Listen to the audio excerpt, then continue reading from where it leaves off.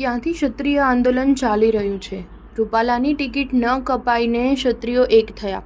અમદાવાદનું રાજપૂત ભવન AP centre બન્યું. રાજકોટ લોકસભા બેઠકના ભાજપના ઉમેદવાર પુરુષોત્તમ રૂપાલા છે.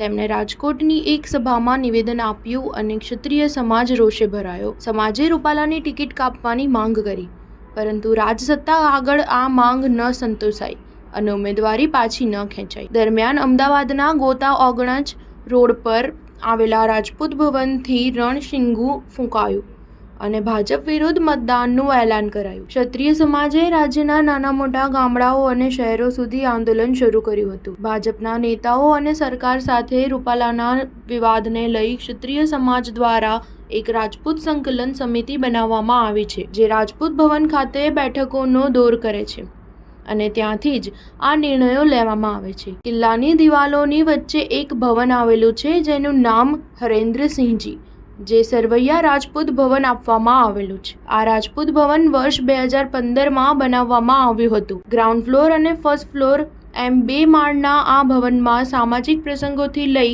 સમાજના વિવિધ કાર્યક્રમોનું આયોજન કરવામાં આવતું હોય છે. ગોતા રાજપૂત ભવનનું ગુજરાત રાજપૂત વિદ્યાસભા નામની સંસ્થા દ્વારા સંચાલન કરવામાં આવે છે. રાજપૂત વિધાનસભાના પ્રમુખ તરીકે મૂળ ભાવનગરના પાલીતાણાના અશ્વિનસિંહ સરવૈયા છે. સ્ટાર ન્યૂઝ 7 હંમેશા સચ્ચાઈની સાથે.